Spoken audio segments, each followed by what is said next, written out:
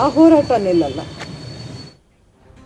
So ಹೋರಾಟದ ವಿಚಾರವನ್ನ ಸುಮಲತಾ ಅವರು ಹೇಳಿದ್ರು. ಆದ್ರೆ ಇನ್ನೊಂದು ಹೋರಾಟ ಜನರಿಗೆ ಇರುವಂತದ್ದು ಬಾಡಿಗೆಯ ವಿಚಾರ. ಎಷ್ಟೋ ಜನರು ಬಾಡಿಗೆಯನ್ನ ಕಟ್ಟೋದಿಕ್ಕಾಗೋದಿಲ್ಲ ಅಥವಾ ಅಡ್ವಾನ್ಸ್ ರೂಪದಲ್ಲಿ ಮಾಲೀಕರು ಹೇಳುವಂತಹ ಆ ಒಂದು ಹಣವನ್ನ ಕೊಡೋದಿಕ್ಕೆ ಆಗೋದಿಲ್ಲ ಅಂತ ಹೇಳಿ. ಸೊ ಕೇಂದ್ರದ ಬಾಡಿಗೆ ಕಾಯ್ದೆ ರಾಜ್ಯದಲ್ಲಿ ಜಾರಿಗೆ ಸಿದ್ಧತೆಯನ್ನ ಮಾಡಲಾಗಿದೆ. ಎಷ್ಟು ಬಾಡಿಗೆ ಮಾಲೀಕನದ್ದೇ ನಿರ್ಧಾರನ. ಈ ಒಂದು ಹೊಸ ಆಕ್ಟಿನಿಂದ ಯಾರಿಗೆ ಲಾಭ, ಯಾರಿಗೆ ನಷ್ಟ, ತಜ್ಞರು ಕೊಡ್ತಾರೆ ಪಕ್ಕಾ ಸಲಹೆ. ಇದು ಈ ಹೊತ್ತಿನ ವಿಶೇಷ ಬಾಡಿಗೆ ಕಾನೂನು.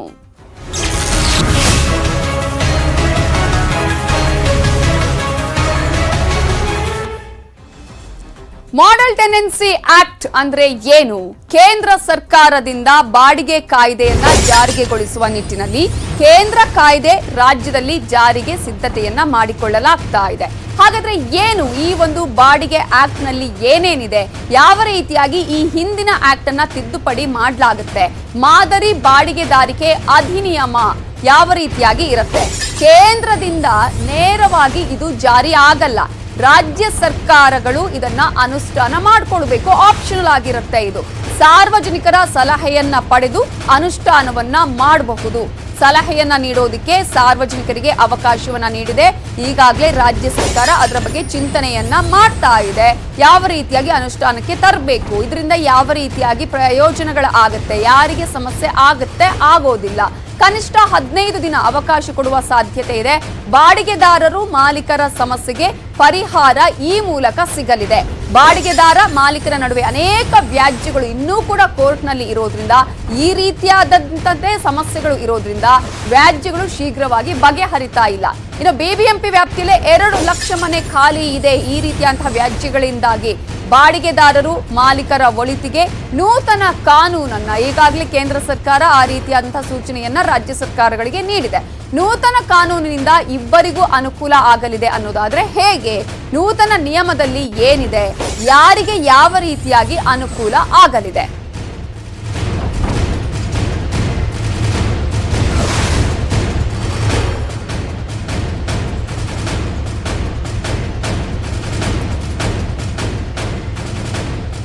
ಹಾಗಾದ್ರೆ ಮಾಡೆಲ್ ಟೆನೆನ್ಸಿ ಆಕ್ಟ್ ಅಂದ್ರೆ ಏನು, ಯಾವ ರೀತಿಯಾಗಿ ಇದು ಪ್ರಯೋಜನಕ್ಕೆ ಬರುತ್ತೆ, ಯಾವ ರೀತಿಯಾಗಿ ಇದರ ಉಪಯೋಗವನ್ನ ಮಾಲೀಕರು ಬಾಡಿಗೆದಾರರು ಪಡ್ಕೊಳ್ಬಹುದು, ಈ ಹಿಂದಿನ ಒಂದು ಕಾನೂನಿಂದ ಈಗ ಆಗ್ತಾ ಇರುವ ತಿದ್ದುಪಡಿಗಳು ಏನು, ಇವೆಲ್ಲದರ ಬಗ್ಗೆ ಮಾತನಾಡೋದಕ್ಕೆ ನಮ್ಮ ಜೊತೆ ಹಿರಿಯ ವಕೀಲರಾಗಿರುವಂತಹ ಶ್ಯಾಮ್ ಸುಂದರ್ ಅವರು ಈ ಕಾರ್ಯಕ್ರಮದಲ್ಲಿ ನೇರವಾಗಿ ಜಾಯ್ನ್ ಆಗಿದ್ದಾರೆ. ಕಾರ್ಯಕ್ರಮಕ್ಕೆ ಸ್ವಾಗತ ಸರ್. ನಮಸ್ಕಾರ ಸರ್. ಮಾಡೆಲ್ ಟೆನೆನ್ಸಿ ಆಕ್ಟ್ ಈಗ ರಾಜ್ಯದಲ್ಲೂ ಕೂಡ ತರೋದಕ್ಕೆ ಸಿದ್ಧತೆಗಳನ್ನ ಚಿಂತನೆಯನ್ನ ಮಾಡಲಾಗಿದೆ. ಆರ್ ಅಶೋಕ್ ಅವರು ಆ ವಿಚಾರವನ್ನ ಹೇಳಿದ್ದಾರೆ. ಸಾರ್ವಜನಿಕರಿಗೂ ಕೂಡ ಒಂದು 15 ದಿನ ಅವಕಾಶ ಕೊಡಬಹುದು ಇದರ ಬಗ್ಗೆ ಸಲಹೆ ಸೂಚನೆಗಳನ್ನ ಕೊಡೋದಿಕ್ಕೆ ಅಂತ ಹೇಳಿ. ಮೊದಲನೇದಾಗಿ ಮಾಡೆಲ್ ಟೆನೆನ್ಸಿ ಆಕ್ಟ್ ಅಂದ್ರೆ ಏನು, ಈ ಹಿಂದಿನ ಆಕ್ಟ್ ಅಲ್ಲಿ ಏನಿತ್ತು, ಯಾವ ರೀತಿಯಾಗಿ ತಿದ್ದುಪಡಿ ಮಾಡಲಾಗುತ್ತೆ? ಈಗ ತಿದ್ದುಪಡಿ ಅನ್ನೋದಕ್ಕಿಂತ ನಾವೇನ್ ಹೇಳ್ಬೋದು ಅಂದ್ರೆ, ಮಾಡೆಲ್ ಟೆನೆನ್ಸಿ ಆಕ್ಟ್ ಎನಾಕ್ಟ್ ಮಾಡಿರ್ತಕ್ಕಂಥದ್ದು ಸೆಂಟ್ರಲ್ ಗವರ್ಮೆಂಟ್. ಅಂದ್ರೆ ಹೆಸರೇ ಹೇಳೋ ಹಾಗೆ this is A model act, ಅಂದ್ರೆ ಇದೊಂದು ಮಾದರಿ ಕಾಯ್ದೆ. ಈ ಭಾರತದ ಸಂವಿಧಾನದಲ್ಲಿ 3 ಲಿಸ್ಟ್ಗಳಿದ್ದಾವೆ: ಸ್ಟೇಟ್ ಲಿಸ್ಟ್, ಯೂನಿಯನ್ ಲಿಸ್ಟ್ ಮತ್ತೆ ಕನ್ಕರೆಂಟ್ ಲಿಸ್ಟ್ ಅಂತ ಹೇಳಿ. ಸ್ಟೇಟ್ ಲಿಸ್ಟ್ ನಲ್ಲಿ ಇರ್ತಕ್ಕಂಥ ವಿಚಾರಗಳು ಏನೇನೋ ಅದರಲ್ಲಿ ಅಂಶಗಳಿದಾವೋ ಅವೆಲ್ಲವೂ ರಾಜ್ಯ ಸರ್ಕಾರದ ಡಿಸ್ಕ್ರಿಷನ್ಗೆ, ರಾಜ್ಯ ಸರ್ಕಾರದ ಪರಮಾಧಿಕಾರಕ್ಕೆ ಒಳಪಟ್ಟಂತ ವಿಷಯಗಳು. ಕೇಂದ್ರ ಸರ್ಕಾರದ ಲಿಸ್ಟ್ ನಲ್ಲಿ ಇರ್ತಕ್ಕಂಥವು ಕೇಂದ್ರ ಸರ್ಕಾರದ ಪರಮಾವಧಿಗೆ ಒಳಪಟ್ಟಂತ ವಿಷಯಗಳು. ಆದ್ರೆ 3ನೇ ಲಿಸ್ಟ್ ಇದೆಯಲ್ಲ, ಕನ್ಕರೆಂಟ್ ಲಿಸ್ಟ್, ಸಹಯೋಗಿ ಪಟ್ಟಿ ಅಂತ ಹೇಳಿ, ಅದರಲ್ಲಿರ್ತಕ್ಕಂಥ ಲಿಸ್ಟ್ಗಳಲ್ಲಿ ಕೇಂದ್ರ ಸರ್ಕಾರ ಮತ್ತು ರಾಜ್ಯ ಸರ್ಕಾರ ಎರಡೂ ಕೂಡ್ಕೊಂಡು ಕೆಲವು ವಿಷಯಗಳನ್ನ, ಕೆಲವು ಕಾನೂನುಗಳನ್ನ, ಕೆಲವು ವಿಷಯಗಳನ್ನ ಡೀಲ್ ಮಾಡ್ಬೋದು.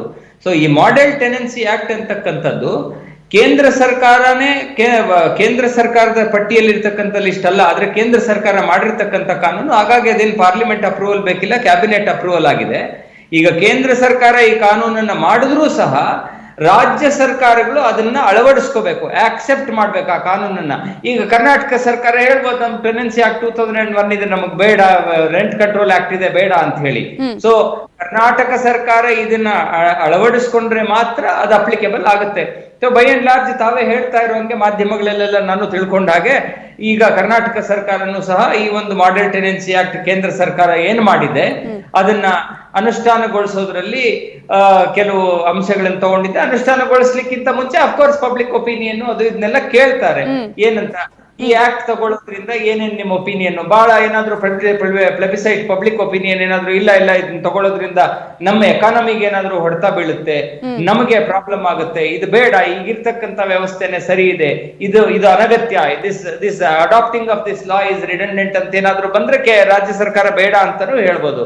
ಬಟ್ ಬೈ ಅಂಡ್ ಲಾರ್ಜ್ ಸಚಿವರುಗಳು ಹೇಳಿರ್ತಕ್ಕಂಥ ರೀತಿನಲ್ಲಿ ಎಲ್ಲಾದ್ರಲ್ಲಿ ನೋಡಿದ್ರೆ ಆಲ್ ಪ್ರಾಬಬಲಿ ದಿಸ್ ಮಾದರಿ ಬಾಡಿಗೆದಾರ ಕಾಯ್ದೆ ಏನಿದೆ, ಮಾಡೆಲ್ ಟೆನೆನ್ಸಿ ಆಕ್ಟ್, ಇದನ್ನ ಅನುಷ್ಠಾನಗೊಳಿಸ್ತಾರೆ ಅಂತಕ್ಕಂಥದ್ರಲ್ಲಿ ಡೌಟ್ ಇಲ್ಲ. ಇದೇ ತರ ಈ ರೇರಾ ಆಕ್ಟ್ ಸಹ ಬಂದಿತ್ತು, central government made act but adapted by the state governments. So ಹಾಗಾಗಿ ಈ ರೇರಾ ಆಕ್ಟ್ ನೆಲ್ಲ ಈಗ ನಾವು ಆಲ್ರೆಡಿ ಅಡಾಪ್ಟ್ ಮಾಡ್ಕೊಂಡಿರೋದ್ರಿಂದ ಐ ಡೋಂಟ್ ಥಿಂಕ್, ಮತ್ತೆ ಕೇಂದ್ರ ಸರ್ಕಾರದಲ್ಲಿ ನಮ್ಮ ರಾಜ್ಯದಲ್ಲೂ ಸಹ ಸೇಮ್ ಗವರ್ಮೆಂಟ್ ಇರೋದ್ರಿಂದ, ಸೇಮ್ ಪಾರ್ಟಿ ಗವರ್ಮೆಂಟ್ ಇರೋದ್ರಿಂದ they are all likely to adapt the act. ಈಗ ಎಲ್ರಿಗೂ ಕೂಡ ಇರುವಂತಹ ಒಂದು ಕನ್ಫ್ಯೂಷನ್ ಅಥವಾ ಒಂದು ರೀತಿಯಾದಂತಹ ಆಲೋಚನೆ ಅಂದ್ರೆ, ಸಾಕಷ್ಟು ಜನ ಕೇಳುವಂತದ್ದು ಇದು ಮಾಲೀಕರಿಗೇನೆ ಪ್ರಯೋಜನ ಆಗತ್ತಾ ಹೇಗೆ, ಬಾಡಿಗೆದಾರನಿಗೆ ಆಗೋದಿಲ್ವಾ ಹೇಗೆ ಅನ್ನುವಂತಹ ಪ್ರಶ್ನೆ ಅನೇಕರಲ್ಲಿ ಇದೆ. ಇಲ್ಲ, ಇನ್ಫ್ಯಾಕ್ಟ್ ಈ ಮಾಡೆಲ್ ಟೆನೆನ್ಸಿ ಆಕ್ಟ್ ನ ರೂಪುರೇಷೆ ನೀವು ನೋಡೋದಾದ್ರೆ ಇಲ್ಲಿ ಬಾಡಿಗೆದಾರನ it is basically a tenant centric law ಅಂತ ಹೇಳ್ಬೋದು. ಅಂದ್ರೆ ಬಾಡಿಗೆದಾರನನ್ನ ಮನಸ್ಸಿನಲ್ಲಿ ಇಟ್ಕೊಂಡು ಮಾಡಿರ್ತಕ್ಕಂಥ ಕಾನೂನು. ಬಹಳಷ್ಟು ರೀಸನ್ಸ್ ಇದಾವೆ. ಯಾಕೆಂದ್ರೆ ನಾನು ನಿನ್ನೆ ಸಹ ತಮ್ಮ ಜೊತೆಲಿ ಮಾತಾಡ್ತಾ, ಭಾರತ ದೇಶದಲ್ಲಿ 80% ಜನ, ಬರೀ 20% ಜನ ಅಥವಾ ಒಂದು 25% ಜನ ಸ್ವಂತ ಮನೆಗಳಿರ್ತಕ್ಕಂಥವ್ರು ಹಳ್ಳಿನಾಡಿನ ಜನ ಬಿಟ್ಟು, ಗ್ರಾಮ್ಯ ವಾಸ ಬಿಟ್ಟು ನಗರವಾಸಗಳಲ್ಲಿ at least 80% of the people are all tenants. They live in tenanted properties. ಅವರಿಗೆ ಸ್ವಂತ ಮನೆಗಳಿರೋದಿಲ್ಲ. ಸೊ ಹಾಗಾಗಿ ಎಲ್ಲೋ ಒಂದ್ ಕಡೆ ಮತ್ತೆ right to live, right to shelter ಅಂತಕ್ಕಂಥದ್ದು ಮೂಲಭೂತ ಅವಶ್ಯಕತೆಗಳಲ್ಲಿ ಒಂದು, ಫುಡ್, ಕ್ಲೋಥಿಂಗ್ ಅಂಡ್ ಶೆಲ್ಟರ್ ಅಂತ ಹೇಳಿ. ಸೊ ಯಾಕೆ ಈ ಒಂದು ಮಾಡೆಲ್ ಟೆನೆನ್ಸಿ ಆಕ್ಟ್ ಮಾಡಿದ್ರೆ, ನೀವು ಒಂದು ಎರಡೇ ಫೀಚರ್ಸ್ ನೋಡೋದಾದ್ರೆ, ಅಂದ್ರೆ ಇವಾಗ ಮೊದಲು ಅಡ್ವಾನ್ಸ್ ಈ ಸೆಕ್ಯೂರಿಟಿ ಡಿಪಾಸಿಟ್ ಅವ್ರಿಗೆ ಮಾಲೀಕರಿಗೆ ಇಷ್ಟ ಬಂದಂಗೆ ತಗೋಬಹುದಾಗಿತ್ತು, 10 ತಿಂಗಳು 12 ತಿಂಗಳು ಈ ತರ ಎಲ್ಲ. ಈಗ ಅದನ್ನ ಸ್ಕೇಲ್ ಡೌನ್ ಮಾಡಿದ್ದಾರೆ, 2 ತಿಂಗಳಿಗಿಂತ ಜಾಸ್ತಿ ತಗೊಳ್ಳೋ ಆಗಿಲ್ಲ ರೆಸಿಡೆನ್ಶಿಯಲ್ ಪ್ರಿಮಿಸಸ್ ಆದ್ರೆ. ಅದೇ ರೀತಿ ಕಮರ್ಷಿಯಲ್ ಪ್ರಿಮಿಸಸ್ ಆದ್ರೆ more than 6 months advance security deposit ತಗೊಳ್ಳೋ ಆಗಿಲ್ಲ ಅಂತ. ಇವುಗಳನ್ನೆಲ್ಲ ನೋಡಿದಾಗ ಮತ್ತೆ ಯಾವುದೇ ಕಾರಣಕ್ಕೂ ಮಾಲೀಕ ಇದಕ್ಕಿದ್ದಾಗೆ ಖಾಲಿ ಮಾಡಿಸೋ ಹಾಗಿಲ್ಲ. ಮತ್ತೆ we cannot go to civil court separate, ಅದರಲ್ಲೇ ಆಕ್ಟ್ ಕೆಳಗಡೆನೆ ಬರ್ತಕ್ಕಂತ ಕೆಲವು ಅಡ್ಜುಡಿಕೇಶನ್ ಮೆಕ್ಯಾನಿಸಮ್ ಏನಿದೆ, ಆ ಕೋರ್ಟ್ಗಳ ಮುಂದೆನೆ ಹೋಗ್ಬೇಕು ಅಂತ. ಯಾವ ಆಕ್ಟ್ ಅಡಿಯಲ್ಲಿ ಇದು ಬರುತ್ತೆ ಅಂತ ಹೇಳಿ, ಸೆಕ್ಷನ್ಗಳ ಅಡಿಯಲ್ಲಿ? ಇನ್ಫ್ಯಾಕ್ಟ್ ಅದನ್ನ ನಮ್ಗೆ ಇಲ್ಲಿ ಈಗ ಪ್ರತಿಯೊಂದು ರಾಜ್ಯನೂ ಸಹ ಅದನ್ನ ಅಡಾಪ್ಟ್ ಮಾಡ್ಕೊಂಡ್ಮೇಲೆ ಇಲ್ಲಿನ ಅರೇಂಜ್ಮೆಂಟ್ ಆಫ್ ಸೆಕ್ಷನ್ಸ್ ಬೇರೆ ತರ ಇರ್ಬೋದು. ಸೆಂಟ್ರಲ್ ಗವರ್ಮೆಂಟ್, ಯಾಕಂದ್ರೆ ಇಲ್ಲಿ ಬೇರೆ ರೂಲ್ಸ್ ಸಹ ಮಾಡ್ಬೋದು, ಕರ್ನಾಟಕ ರೂಲ್ಸ್ ಅಂತ ಮಾಡ್ಬೋದು. ಮತ್ತೆ ಇನ್ನೊಂದು ವಿಚಾರ ತಮಗೆ ಬಹಳ ಇಂಪಾರ್ಟೆಂಟ್ ಆಗಿ ಹೇಳ್ತೀನಿ, model tenancy act central government legislation ಬಂದ್ರೂ ಸಹ ಕರ್ನಾಟಕ ಗವರ್ಮೆಂಟ್ ಅದಕ್ಕೆ ಸ್ಟೇಟ್ ರೂಲ್ಸ್ ಮಾಡಿ ಕೆಲವು ಬದಲಾವಣೆಗಳೆಲ್ಲ ಜೊತೆಯಲ್ಲಿ ಅಕ್ಸೆಪ್ಟ್ ಮಾಡ್ಕೋಬಹುದು. It is not that it has to be accepted as it is. So ಹಾಗಾಗಿ ಹಲವಾರು ಪ್ರಾವಿಷನ್ಸ್ ಇದ್ರಲ್ಲಿ ಇಂಟ್ರೊಡ್ಯೂಸ್ ಮಾಡಿದ್ದಾರೆ. ಏನಂತ, 2 ತಿಂಗಳಿಗಿಂತ ಜಾಸ್ತಿ ಅಡ್ವಾನ್ಸ್ ತಗೊಳ್ಳೋ ಹಾಗಿಲ್ಲ, 6 ತಿಂಗಳಿಗಿಂತ ಜಾಸ್ತಿ ಅಡ್ವಾನ್ಸ್ ತಗೊಳ್ಳೋ ಹಾಗಿಲ್ಲ, there may be a cap on the rentals also. So ಹಾಗಾಗಿ ಇವುಗಳೆಲ್ಲವನ್ನು ನೋಡಿದಾಗ ಮನೆಯಿಂದ ಅಂದ್ರೆ ಶೆಲ್ಟರ್ ಇಂದ ಯಾರು ವಂಚಿತರಾಗಬಾರದು. ಕೇವಲ ಬಾಡಿಗೆ ಜಾಸ್ತಿ ಇದೆ, ಅಡ್ವಾನ್ಸ್ ಜಾಸ್ತಿ ಇದೆ ಅನ್ನೋ ಒಂದೇ ಒಂದು ಕಾರಣಕ್ಕೋಸ್ಕರ ಯಾರೂ ಸಹ ಗೃಹಹೀನರಾಗಬಾರ್ದು, ಯಾರಿಗೂ ಸಹ ಮನೆ ಲಭಿಸದೇ ಇರೋ ತರ ಆಗಬಾರ್ದು ಅಂತಕ್ಕಂಥ ಒಂದು ಉದ್ದೇಶ ಇರೋದ್ರಿಂದ by and large this law is favourable to the tenants, it is not favourable to the owners. ಅಂದ್ರೆ ಈಗ ಬಾಡಿಗೆದಾರನಿಗೆ ಅಂದ್ರೆ ಈಗ ಓನರ್ಗಳೇ ಈಗ ಈ ತರದ ರೆಂಟ್ ಇಷ್ಟು ಅನ್ನುವಂತಹ ಅಮೌಂಟ್ ಅನ್ನ ಫಿಕ್ಸ್ ಮಾಡ್ತಾರಾ, ಅಥವಾ ಈ ಕಾನೂನಲ್ಲಿ ಎಷ್ಟಿದೆ, ಯಾವ ಪ್ಲೇಸ್ ಗಳಿಗೆ ಎಷ್ಟಿದೆ ಅನ್ನೋದನ್ನ ಮಾಡ್ತಾರ, ಅಥವಾ ಬಾಡಿಗೆದಾರನೇ ಆತನ ಮನೆಗೆ ನಿರ್ಧಾರ ಮಾಡಬಹುದಾ? ಮಾಲೀಕ ಐ ಮೀನ್ ಈಗ ಕರ್ನಾಟಕ ರೆಂಟ್ ಆಕ್ಟ್ 2001 ಏನಿದೆ ಅದರಲ್ಲಿ ಕೆಲವು ಅಪ್ಪರ್ ಲಿಮಿಟ್ಸ್ ಕ್ಯಾಪಿಂಗ್ ಕೊಟ್ಟಿದ್ದಾರೆ, 3500 rupees, ಮತ್ತೆ ಪ್ಲಿಂತ್ ಏರಿಯಾ ಜಾಸ್ತಿ ಇದೆ. ಬಟ್ ಅನ್ಫಾರ್ಚುನೇಟ್ಲಿ ಕರ್ನಾಟಕ ಆಕ್ಟ್ ಏನಿದೆ ಅದು ಹಲವಾರು ಪ್ರಾಪರ್ಟಿಗಳಿಗೆ ಅಪ್ಲೈ ಆಗಲ್ಲ. If plinth area is more than 150 square feet ಅದು ಅಪ್ಲೈ ಆಗಲ್ಲ. ಸೊ ಹಾಗಾಗಿ applicability of Karnataka law is not applicable to all the premises. ಈ ಮಾಡೆಲ್ ರೆಂಟ್ ಆಕ್ಟ್ ನ ನೀವು ತಗೊಳ್ಳೋದಾದ್ರೆ then it may be made applicable to almost all the acts, almost all the properties. ಅಲ್ಲಿ ದುಬಾರಿ rent ಗಳನ್ನ charge ಮಾಡ್ತಕ್ಕಂಥದ್ದು, ಇವುಗಳೆಲ್ಲ it might come under the scanner, it might come under the ಏನೋ ಒಂದು regulatory ಅಥಾರಿಟಿಯ ಒಂದು ಇದ್ರ ಕೆಳಗಡೆ ಕಣ್ಗಾವಲಿನ ಕೆಳಗಡೆ ಬರ್ತಕ್ಕಂಥ ಸಾಧ್ಯತೆಗಳು ಬಹಳ ಇದೆ. ಆದ್ರೆ ನೀವೆಲ್ಲ ಒಂದ್ ಕಡೆ ಡಿಪೆಂಡಿಂಗ್ ಅಪಾನ್ ದ ಅಕಾಮಡೇಷನ್, ಈಗ ನೋಡಮ್ಮ ಸಿಂಪಲ್ ಅಕಾಮಡೇಷನ್ ಇಂದ ಲಕ್ಸುರಿಯಸ್ ಅಕಾಮಡೇಷನ್ ತನಕ ಇರಬಹುದು. ಅಂದ್ರೆ there are some houses which are fitted with every facility, 24 hours water, furniture, ಮತ್ತೆ ಪೈಪ್ಡ್ ಗ್ಯಾಸ್, ಇವೆಲ್ಲವೂ ಬಹಳಷ್ಟು ಫೆಸಿಲಿಟೀಸ್ ಇರ್ಬೋದು. ನೀವು ಆ ತರದ ಒಂದು ಇವಕ್ಕೆ ಪ್ರೆಮಿಸಸ್ಗೆ plus as compare to ordinary premises ಅಂದ್ರೆ ಒಂದು ಬೇಸಿಕ್ ಲೆವೆಲ್ ಫೆಸಿಲಿಟೀಸ್ ಅಲ್ಲಿ ಫರ್ನಿಚರ್ ಇರಲ್ಲ, ಏನಿರಲ್ಲ, ಕಾಮನ್ ಬಾತ್ರೂಮ್ ಇರ್ತದೆ ಇವುಗಳು. ಸೊ ಹಾಗಾಗಿ there can't be a fixed rental, ಅಂದ್ರೆ ಇಷ್ಟೇ ರೆಂಟ್ ತಗೋಬೇಕು ಅಂದಾಗ what if some owner has already completely fitted his house. ಮತ್ತೆ ಕೆಲವರು ಬಹಳಷ್ಟು ಸಲ ಮನೆ ಬಾಡಿಗೆಗೆ ಮನೆ ಕಟ್ಟಿ ಬಾಡಿಗೆಗೆ ಕೊಡುವಂತ ಉದ್ದೇಶದಿಂದಲೇ ಮನೆಗಳು ಕಟ್ಟಿರಲ್ಲ. ಈಗ ನಾನೇನೋ ಒಂದು ಮನೆ ಕಟ್ಟಿದ್ದೀನಿ, ಇಲ್ಲಿ ಬೆಂಗಳೂರಿನಲ್ಲಿ ಇದ್ದೀನಿ, ಟ್ರಾನ್ಸ್ಫರ್ ಆಯ್ತು, ಬೇರೆ ಯಾವ್ದೋ ಒಂದು ರೀಸನ್ಗೆ ನಾನು ಇನ್ನೊಂದ್ ಕಡೆ ಹೋಗ್ಬೇಕಾಯ್ತು, ಮನೆ ಖಾಲಿ ಆಗುತ್ತೆ, ಅದನ್ನ ನಾನು ಬಾಡಿಗೆ ಕೊಡ್ತೀನಿ. ಆಗ ನಾನ್ ಮಾಡಿರ್ತಕ್ಕಂಥ ಫರ್ನಿಚರ್ಸ್, ಫಿಟ್ ಔಟ್ ಎಲ್ಲದರ ಜೊತೆಲಿ ಕೊಡ್ತೀನಿ. ಸೊ ಹಾಗಾಗಿ ಇದ್ರಲ್ಲಿ ಎರಡು ಮೇಜರ್ ಇದಾಗುತ್ತೆ. ಏನು, ಮನೆ ಬಾಡಿಗೆ ಕಟ್ಟಿ ಬಾಡಿಗೆಯನ್ನು ವಸೂಲ್ ಮಾಡ್ಕೊಂಡು ಜೀವನ ಮಾಡುವಂತ ಉದ್ದೇಶಕ್ಕೆ ಕಟ್ಟತಕ್ಕಂತ ಮನೆಗಳು, ಮತ್ತೆ ಇನ್ನೆವಿಟಬಲ್ ಆಗಿ ನಾವ್ ಇಷ್ಟು ದಿವಸ ಇಲ್ಲಿದ್ವಿ, ಈಗ ಬೇರೆಲ್ಲೋ ಶಿಫ್ಟ್ ಮಾಡ್ತಾ ಇದೀವಿ, ಹಾಗಾಗಿ ಮನೆ ಖಾಲಿ ಇದೆ ಅಂತ ಕೊಡ್ತಕ್ಕಂತ ಇವುಗಳು. ಹಾಗಾಗಿ ಎಲ್ಲಾ ಕಡೆನೂ ಫೆಸಿಲಿಟೀಸ್ ಡಿಫರ್ ಆಗ್ಬೋದು, ಮತ್ತೆ value of the accommodation differ ಆಗ್ಬೋದು. ಹಾಗಾಗಿ you can't have a fixed rental, ಅಂದ್ರೆ 3,500 ರೂಪಾಯಿ 3,500 ರೂಪಾಯಿ ಮೇಲೆ ತಗೋಬಾರದು ಅಂದಾಗ ಆ ಮನೆ ಆಲ್ರೆಡಿ ತುಂಬಾ ಫಿಟ್ ಮಾಡಿ ಅಷ್ಟೆಲ್ಲ ಖರ್ಚು ಮಾಡಿರುವಂತವ್ರಿಗೆ ಲಾಸ್ ಆಗುತ್ತೆ. ಸಿಂಪಲ್ ಅಕಾಮಡೇಷನ್ ಇರೋರ್ಗೆ ಅದರಿಂದ ಲಾಭ ಆಗ್ಬೋದು. ಸೊ ಹಾಗಾಗಿ there can't be a fixed yardstick saying that this should be the upper cap of the rental ಅಂತ ತರೋದು. It depends upon, of course ಸರ್ಕಾರ ರೂಲ್ಸ್ ಮಾಡಿ ಡಿಫರೆಂಟ್ ಕ್ಲಾಸಸ್ ಆಫ್ ರೆಸಿಡೆನ್ಸಸ್ ಮಾಡಬಹುದು. ಅಂದ್ರೆ ರೂಲ್ಸ್ ಮಾಡೋ ಟೈಮ್ ನಲ್ಲಿ okay with bare minimum necessities ಇಷ್ಟು, ಇಂಥ ಏರಿಯಾಗಳಲ್ಲಿ ಇಷ್ಟು, ಇಂಥ ಏರಿಯಾಗಳಲ್ಲಿ ಇಷ್ಟು, because every area also carry certain value and certain additives. So ಹಾಗಾಗಿ all those things are yet to be framed. ಅವೆಲ್ಲವೂ ರಾಜ್ಯ ಸರ್ಕಾರ ಬಹಳಷ್ಟು ಅನಲೈಸ್ ಮಾಡಿ, ಬಹಳಷ್ಟು ರಾಜ್ಯ ಸರ್ಕಾರದ ಮಂತ್ರಿಗಳು, ಮಂತ್ರಿ ಮಂಡಲ ಮತ್ತೆ ಸರ್ಕಾರಿ ಅಧಿಕಾರಿಗಳು ಅವರ ಒಂದು ಥಿಂಕ್ ಟ್ಯಾಂಕ್ ನಲ್ಲಿ ಕೂತ್ಕೊಂಡು ಇದನ್ನೆಲ್ಲ ಯೋಚನೆ ಮಾಡಿ ಸಾರ್ವಜನಿಕರಿಂದ ಅಭಿಪ್ರಾಯಗಳನ್ನು ಸಂಗ್ರಹಿಸಿ, ಮತ್ತೆ ಬಹಳಷ್ಟು ಜನ ಈ ಪಿಜಿ ಅಕಾಮಡೇಷನ್ಸ್ ಆಪರೇಟ್ ಮಾಡ್ತಿದ್ದಾರೆ, ಬಹಳಷ್ಟು ಜನ ರೆಂಟಲ್ ಪ್ರಾಪರ್ಟಿಗೆ ಅಂತಾನೆ ಅದನ್ನ ಆಪರೇಟ್ ಮಾಡ್ತಿದ್ದಾರೆ. ಮತ್ತೆ ಬಹಳ ಇಂಪಾರ್ಟೆಂಟ್ ಆಗಿ ಈ ಬಹಳಷ್ಟು ಈ ರಿಯಲ್ ಎಸ್ಟೇಟ್ ವೆಬ್ಸೈಟ್ಸ್ ಇದಾವೆ, ಮ್ಯಾಜಿಕ್ ಬ್ರಿಕ್ಸ್ ಅಂತ, ಏನು 99 acres ಅಂತ, ಅವರೆಲ್ಲರೂ ಸಹ ಬಹಳಷ್ಟು ಇದನ್ನ ಬಿಸ್ನೆಸ್ ಆಗಿ ಮಾಡ್ಕೋತಾ ಇದ್ದಾರೆ. ಅಂದ್ರೆ rental accommodation is available, they advertise it. ಅವರೆಲ್ಲರೂ ಸಹ ಇದಕ್ಕೆ ಬಾಧಿತರು. ಅವರೆಲ್ಲರನ್ನ ಸಹಯೋಗದೊಂದಿಗೆ there should be some fair rules that has to be framed. ಇನ್ನೊಂದ್ ಕಡೆ ಲೀಸ್ ಗೆ ಸಂಬಂಧಪಟ್ಟ ಹಾಗೆ, ಮತ್ತೊಂದ್ ಕಡೆ ಈಗಾಗಲೇ ಅಗ್ರಿಮೆಂಟ್ ಆಗಿದ್ರು ಕೂಡ ಎಷ್ಟೋ ಸಂದರ್ಭದಲ್ಲಿ ಅಗ್ರಿಮೆಂಟ್ ರಿನಿವಲ್ ಮಾಡ್ಕೊಡಲ್ಲ, ನಿಮ್ಮ ಡೆಪಾಸಿಟ್ ಹಣವನ್ನ ನಾವು ಅಡ್ವಾನ್ಸ್ ಹಣವನ್ನ ಕೊಡ್ತೀವಿ ಅಂತ ಹೇಳಿ ಕೊಡದೇ ಇರುವಂತದ್ದು, ಅನೇಕ ಠಾಣೆಗಳ ಮೆಟ್ಟಿಲೇ ಇರುವಂತಹ ಪ್ರಕರಣಗಳನ್ನ ನಾವು ನೋಡಿದೀವಿ. ಅದರ ಬಗ್ಗೆ ಕೂಡ ನಾನು ಮಾತನಾಡಿಸ್ತೀನಿ. ಅದಕ್ಕಿಂತ ಮುಂಚೆ ಸಾಕಷ್ಟು ಕಾಲ್ಸ್ ಕೂಡ ಬರ್ತಾ ಇದೆ. ರವಿ ಅನ್ನೋರು ಬೆಂಗಳೂರಿನಿಂದ ಕರೆ ಮಾಡಿದ್ದಾರೆ. ರವಿ ನಮಸ್ತೆ, ಪ್ರಶ್ನೆ ಕೇಳಿ. ನಮಸ್ತೆ ಮೇಡಮ್. ನಮಸ್ತೆ, ಪ್ರಶ್ನೆ ಕೇಳಿ ಮೇಡಮ್. ಈಗ ಈ ಕೊರೋನಾ ಟೈಮ್ ಅಲ್ಲಿ ರೆಂಟಲ್ ಇದೆಲ್ಲ ಕೆಲವು ವರ್ಷಕ್ಕೊಂದ್ಸರಿ ರೈಸ್ ಮಾಡ್ತಾರಲ್ಲ, ಜಾಸ್ತಿ ಮಾಡ್ತಾರಲ್ಲ ಓನರ್ಗಳು, ಅದು ಈ ಟೈಮ್ ಅಲ್ಲಿ ಅವ್ರಿಗೆ ಏನು ಅದನ್ನ ಕೆಲಸ ಕಾರ್ಯಗಳೆಲ್ಲ ಸುಮಾರು ಎಲ್ಲ ತುಂಬಾ ಜನಕ್ಕೆ ಎಲ್ಲ ತೊಂದರೆ ಆಗಿದೆ. ಆದ್ರೆ ಓನರ್ಗಳು ಅದನ್ನ ಕಾಲಾವಧಿ ಬಾಡಿ ಅಕಸ್ಮಾತ್ 3 ತಿಂಗಳಲ್ಲಿ ಆಗ್ತಾನೆ ಆಯ್ತು, 4 ತಿಂಗಳಾಯ್ತು, ಅದನ್ನ ಮುಂದಕ್ಕೆ ಕೆಲವರಿಗೆ ಕಟ್ಟಕ್ಕೆ ಕೆಲಸ ಇರೋದ್ರಿಂದ ತೊಂದರೆ. ಆದ್ರೂ ಇಂಥ ಸಮಯದಲ್ಲಿ ಓನರ್ಗಳು ಜಾಸ್ತಿ ಕೊಡಿ ಅಂತ ಕೇಳ್ತಾರೆ, ಆಮೇಲೆ ಇಲ್ಲ ಖಾಲಿ ಮಾಡಿ ಅಂತ ಹೇಳ್ತಾರೆ, ಆಮೇಲೆ ಬಾಡಿಗೆ ಲೇಟ್ ಆದ್ರೂ ಅದಕ್ಕೂ ತೊಂದರೆ ಮಾಡ್ತಾರೆ. ಇದ್ರ ಬಗ್ಗೆ ಏನಾದ್ರು ಮಾಹಿತಿ ಬೇಕಾಯ್ತು ಮೇಡಮ್. ಅಂದ್ರೆ ಏನ್ ಮಾಡಬಹುದು ಅನ್ನೋದ್ರ ಬಗ್ಗೆನಾ? ಹೌದು ಮೇಡಮ್. ಓಕೆ, ಶ್ಯಾಮ್ ಸುಂದರ್ ಅವರೇ. ಈಗ ಈ price escalation, rent escalation is nothing but price escalation ಅಂತ ಇಟ್ಕೊಳ್ಳೋಣ. ಅಂದ್ರೆ ಬಾಡಿಗೆ ಜಾಸ್ತಿ ಮಾಡ್ತಕ್ಕಂಥದ್ದು, ಬೆಲೆ ಜಾಸ್ತಿ ಮಾಡ್ತಕ್ಕಂಥದ್ದು, ಎರಡರಲ್ಲೂ ಅಂತ ವ್ಯತ್ಯಾಸ ಏನಿಲ್ಲ.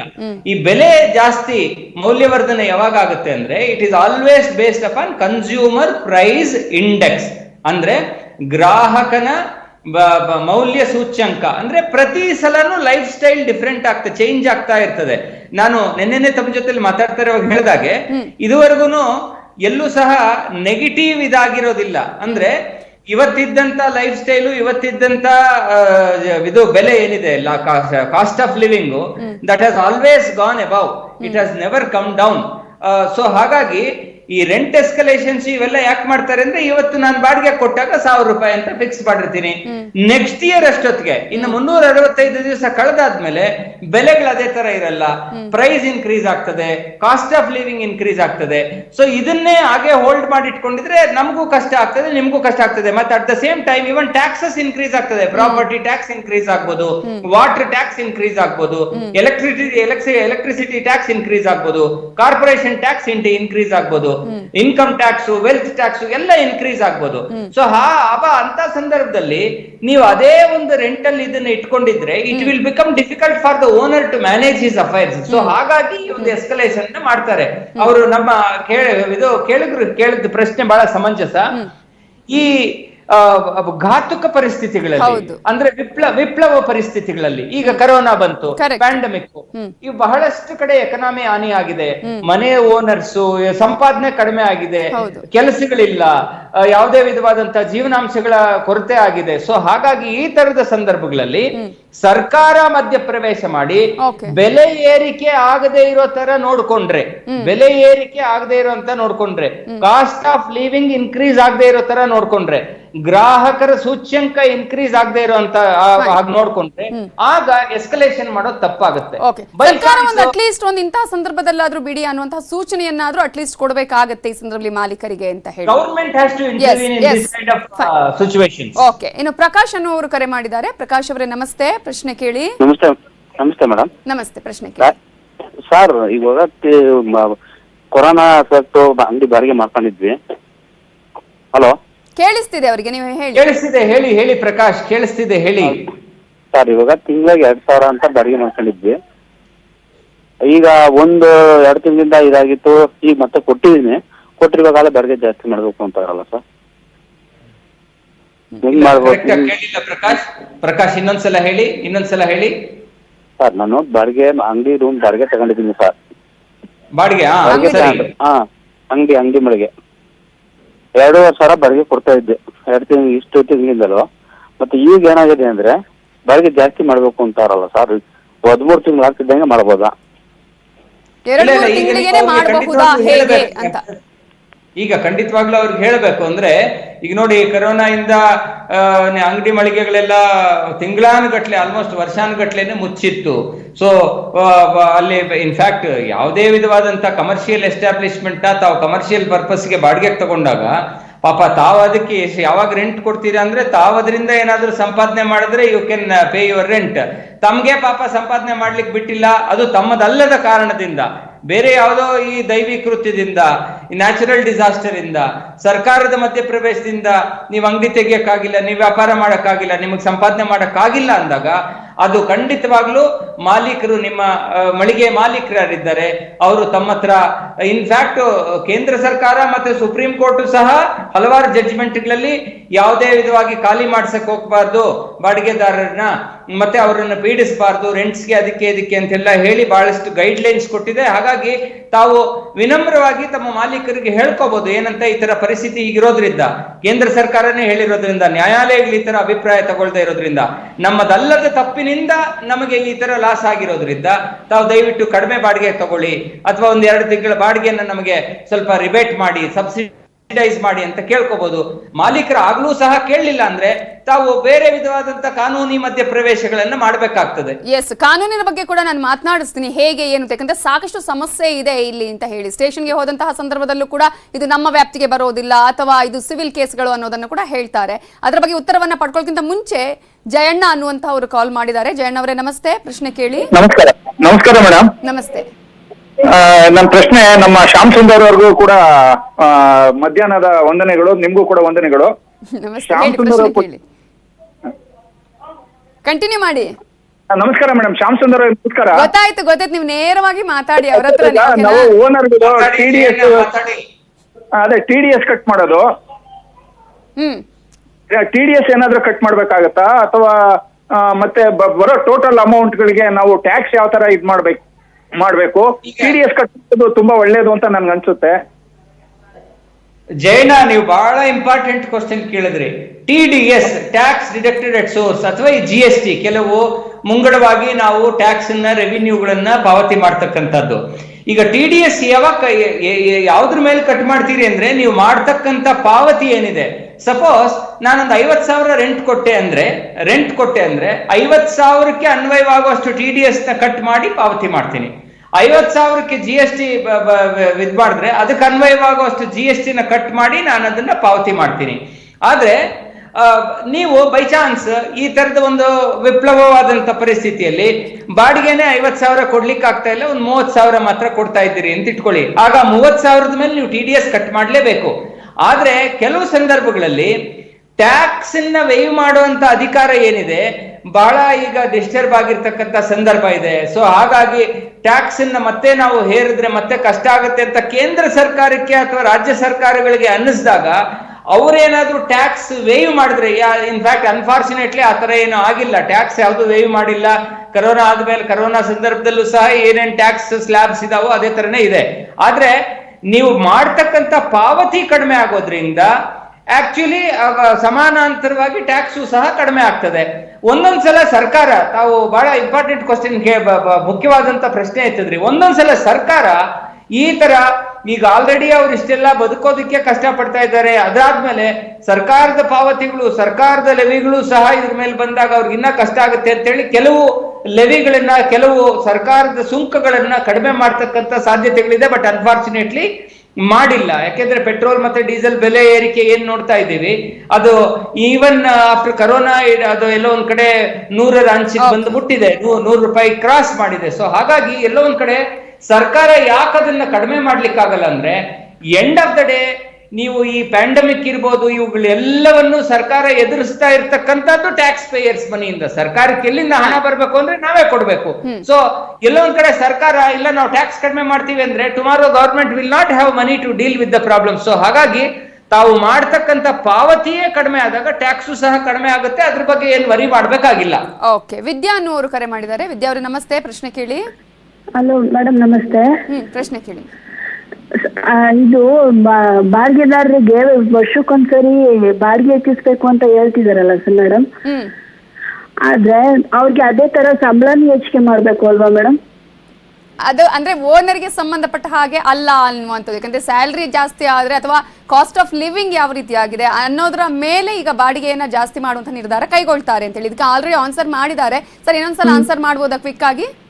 ಖಂಡಿತ ಅಲ್ಲ, ವಿದ್ಯಾ ಅವ್ರು ಕೇಳಿದ್ ಪಾಪ ಕರೆಕ್ಟೇ. ಯಾಕೆಂದ್ರೆ ಬಾಡಿಗೆದಾರರು ಪಾಪ ಬಾಡಿಗೆ ಮನೆಯಲ್ಲಿ ಹೋಗಿ ಹಾಕಿರ್ತಾರೆ ಅಂದ್ರೆ ಅವ್ರಿಗೆ ಮನೆ ಕೊಂಡ್ಕೊಳ್ಳಕ್ ಜಾಗ ಇಲ್ಲ, ಎಲ್ಲೋ ಒಂದ್ ಕಡೆ ಸ್ವಲ್ಪ ಜೀವನಾಂಶಕ್ಕೆ ಏನೋ ಕೆಲಸ ಮಾಡಿ ಏನೋ ಸಂಪಾದನೆ ಮಾಡ್ತಾ ಇರ್ತಾರಲ್ಲ ಅದ್ರಲ್ಲಿ ಬಾಡಿಗೆ ಕೊಡ್ತಾರೆ. ಆ ಸಂಬಳನೇ ಬರದೇ ಇದ್ರೆ ಬಾಡಿಗೆ ಎಲ್ಲಿ ಕೊಡ್ಲಿಕ್ಕಾಗುತ್ತೆ ಅಂತ ಈ ಒಂದು ಪರಿಸ್ಥಿತಿಯನ್ನ ಅಂಡರ್ಸ್ಟ್ಯಾಂಡ್ ಮಾಡ್ಕೊಂಡೆ ಸುಪ್ರೀಂ ಕೋರ್ಟು ಮತ್ತೆ ಮಾನ್ಯ ಕೇಂದ್ರ ಸರ್ಕಾರ ಕರೋನಾ ಬಂದಾದ್ಮೇಲೆ ಬಹಳಷ್ಟು ಸಲ ಅಧ್ಯಾದೇಶಗಳನ್ನ ಹೊರಡಿಸಿದೆ. ಏನಂತ, ಈ ಸಂದರ್ಭದಲ್ಲಿ ಮನೆಗಳ ಬಾಡಿಗೆಗಳನ್ನ ಒತ್ತಾಯ ಪೂರ್ವಕವಾಗಿ ಕೇಳಕ್ ಹೋಗ್ಬೇಡಿ, ಖಾಲಿ ಮಾಡಿಸ್ತಕ್ಕಂಥ ಗೋಜಿಗೆ ಹೋಗ್ಬೇಡಿ, ಅದರಿಂದ ಕಷ್ಟ ಆಗುತ್ತೆ, ತದನಂತರ ಬೇಕಿದ್ರೆ ಅವ್ರ ಹತ್ರ ತಾವು ಇಸ್ಕೋಬಹುದು ಅಂತ. ಆದ್ರೆ ಎಲ್ಲೋ ಒಂದ್ ಕಡೆ ಅವ್ರಿಗೆ ಪಾಪ ಸೋರ್ಸ್ ಆಫ್ ಇನ್ಕಮ್ ಹೊರಟೋದ್ರೆ ಬಾಡಿಗೆ ಕೊಡ್ಲಿಕ್ಕೂ ಆಗಲ್ಲ, ಅಲ್ಲಿ ಇರ್ಲಿಕ್ಕೂ ಆಗಲ್ಲ. Once again it is the responsibility of the government to ensure that the employment is not lost, the source of earning is not lost. So ಹಾಗಾಗಿ ರಾಜ್ಯ ಸರ್ಕಾರ, ಕೇಂದ್ರ ಸರ್ಕಾರ ಎಲ್ಲೊಂದ್ ಕಡೆ ನಿರುದ್ಯೋಗವನ್ನ ಅಥವಾ ಉದ್ಯೋಗ ರಹಿತವಾಗುವಿಕೆಯನ್ನು ತಡೆಗಟ್ಟಲಿಕ್ಕೆ ಬಹಳಷ್ಟು ಪ್ಲಾನ್ಸ್ ಮಾಡ್ತಾ ಇದೆ. ಅದಕ್ಕೋಸ್ಕರನೇ ಈಗ ಲಾಕ್ ಡೌನ್ ಯಾಕೆ ಮಾಡ್ತಾ ಇರ್ಲಿಲ್ಲ ಅಂದ್ರೆ, ಇಷ್ಟೊಂದು ಕರೋನಾ ಮಹಾಮಾರಿ, ಇಷ್ಟೊಂದು ಸಾವುಗಳನ್ನ, ಇಷ್ಟೊಂದು ಜೀವಗಳನ್ನ ಬಲಿ ತಗೊಂಡ್ರು ಸಹ ಲಾಕ್ ಡೌನ್ ಮಾಡ್ಲಿಕ್ಕೆ ಯಾಕೆ ಬಹಳಷ್ಟು ಹಿಂಜರಿಕೆ ಇತ್ತು ಅಂದ್ರೆ, ಎಲ್ಲ ಒಂದ್ ಕಡೆ ಶಟ್ ಡೌನ್ ಮಾಡ್ಬಿಟ್ರೆ ನಾಳೆ ಸೋರ್ಸ್ ಆಫ್ ಇನ್ಕಮ್ ಹೊಟ್ಟೋಗುತ್ತೆ. ಸೊ ಹಾಗಾಗಿ ಜೀವನ ಮತ್ತೆ ಜೀವ ಎರಡರ ಟೈ ಆಯ್ತು. ಜೀವ ಚೆನ್ನಾಗಿದ್ರೆ ಜೀವನ ಹೇಗೋ ನಡೆಯುತ್ತೆ. 3 ಹೊತ್ತು ತಿನ್ನೋನು 1 ಹೊತ್ತು ತಿನ್ಕೊಂಡಾದ್ರೂ ಬದುಕಿರ್ಬೋದು, ಆದ್ರೆ ಜೀವ ಉಳಿಲಿ ಫಸ್ಟ್ ಅಂತ ಲಾಕ್ ಡೌನ್ ಮಾಡಿದ್ರು. ಎಲ್ಲೋ ಒಂದ್ ಕಡೆ ನಾಳೆ ಜೀವನ ಅಂತಕ್ಕಂಥದ್ದು ದೊಡ್ಡ ಪ್ರಶ್ನೆ ಆಗ್ಬಿಟ್ರೆ, ನಾಳೆ ಲಾಕ್ ಡೌನ್ ಬೇಡ, ನಿಮ್ಮ ಹುಷಾರ್ನಲ್ಲಿ ನೀವಿರಿ, ಸೊ ನಿಮ್ಮ ಇದು ಇನ್ಕಮ್ ಲಾಸ್ ಆಗಲ್ಲ, ನಿಮ್ಮ ಸಂಬಳ ಲಾಸ್ ಆಗಲ್ಲ, ಆದ್ರೆ ಹುಷಾರಾಗಿರಿ. ಅದಕ್ಕೆ ಪ್ರತಿ ದಿವಸ ಟಿವಿನಲ್ಲಿ ಪ್ರತಿಯೊಂದು ಫೋನ್ ಮಾಡಿದಾಗ್ಲೂ who is the best person to guard yourself is you.